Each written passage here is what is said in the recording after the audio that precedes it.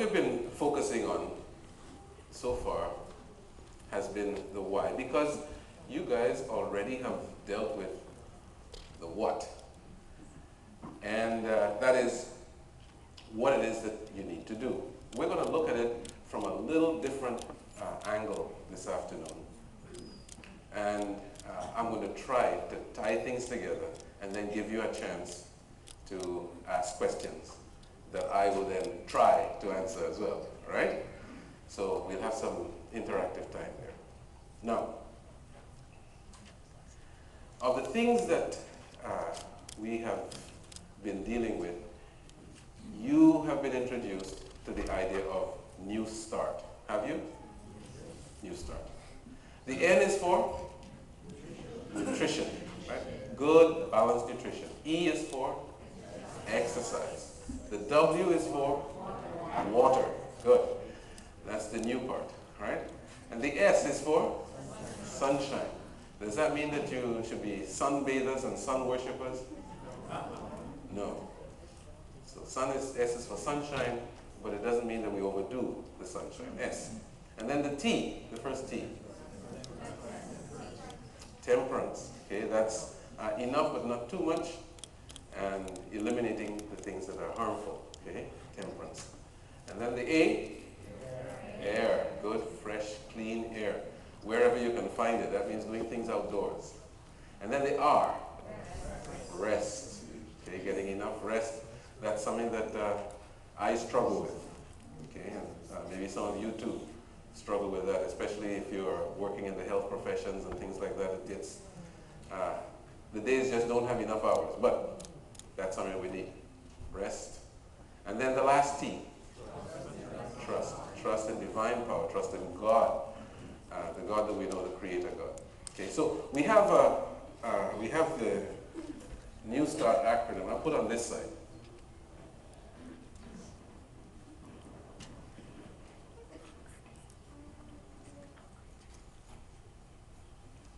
Okay, and then we're going to move from here into some specific actions that at the as we move through, we will get to what these actions are. But now, I'm going to focus a little bit on the idea of nutrition. I like to eat. And I would assume that every one of you like to eat too. Who here does not like to eat? I mean, this is for you a chore to eat. Okay. So we have one person here who does not like to eat. You can see me afterwards, we're going to have a conversation. Now,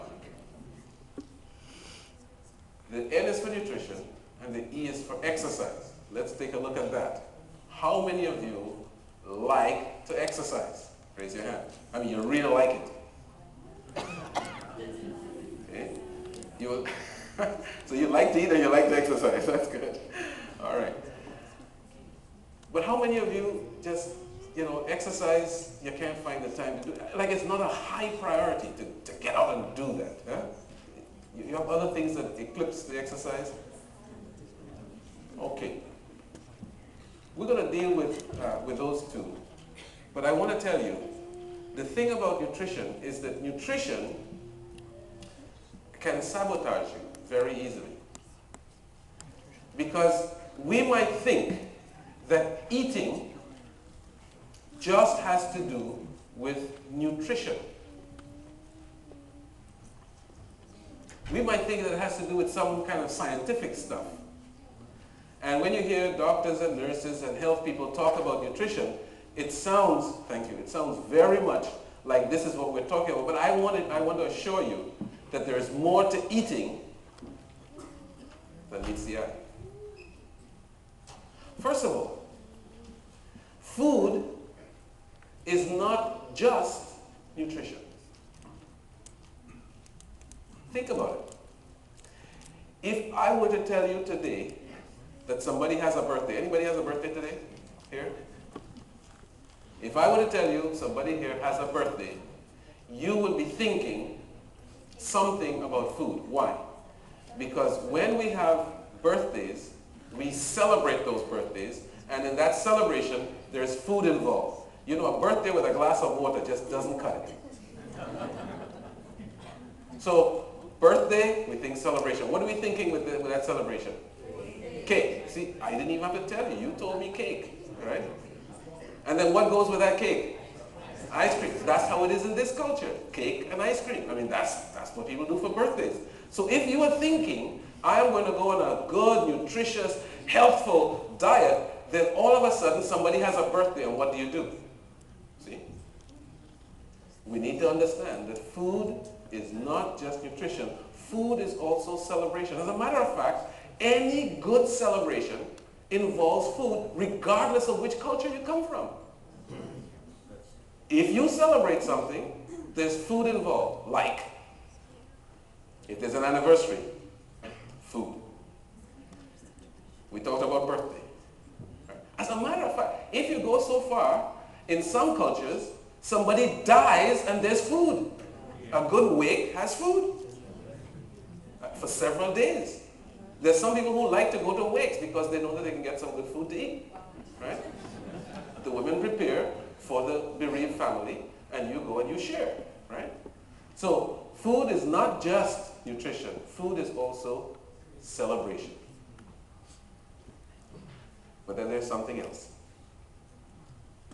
You know, if you, most of us are transplants to the valley.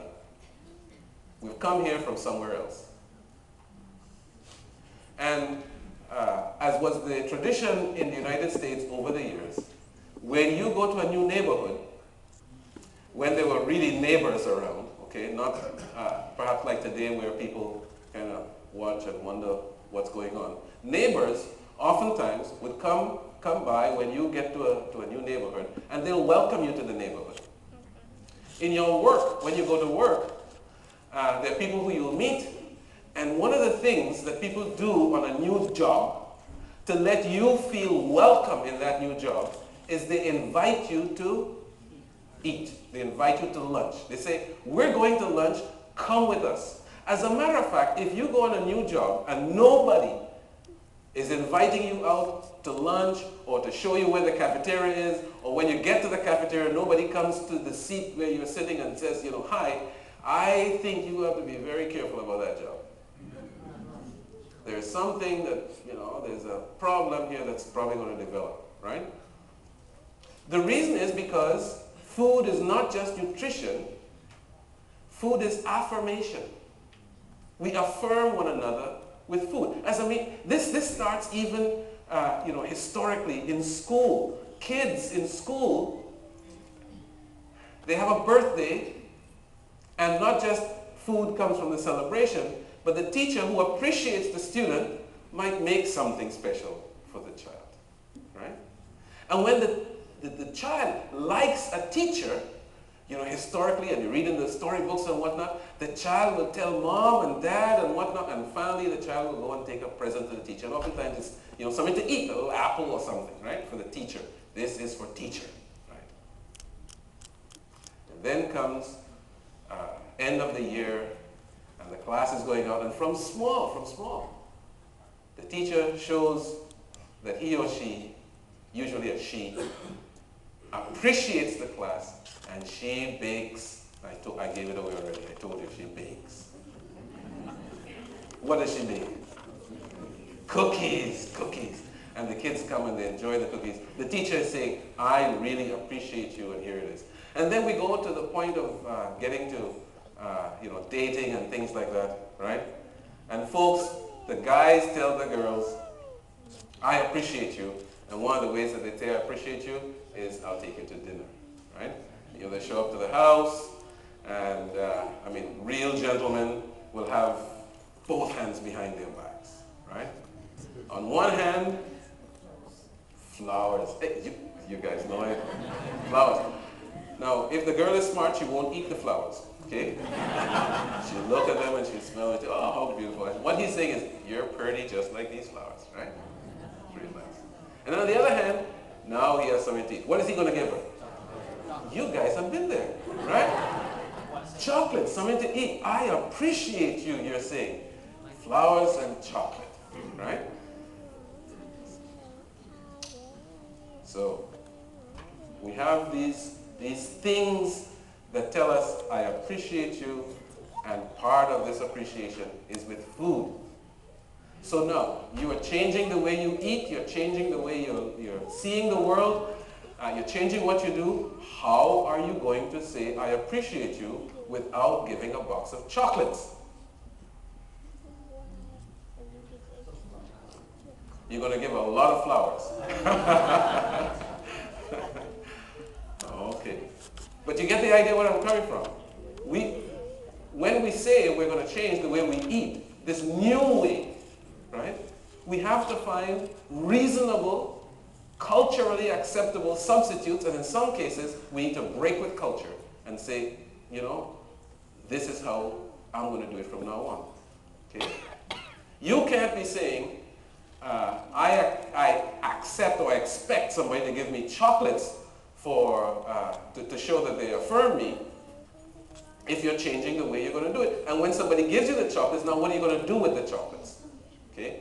Now, if you think you are a chocoholic, just ask my wife about how I was.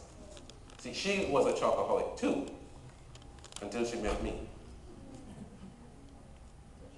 I took the chocolate Achievers Award. I mean, I like chocolate. Anyway, but that's another story. The point is, that food is not just nutrition. Food is also affirmation. Okay? Now, I'm going to invite you to share something with me as we do one of these psychological things, right? I'm going to call a word, and you are going to tell me the first thing that comes to your mind. Now, don't shout. We're in the sanctuary. Don't shout. Just say what the word is. And I want you to say something, okay? The first word that comes to your mind. So here's what we're going to do. I'm going to count to 3, right? And when I get to 3, I'm going to call the word, and you tell me the first word that comes to your mind. Is that all right? You understand the rules? Yes. Okay, so here we go. 1, 2, 3. Thanksgiving. Turkey.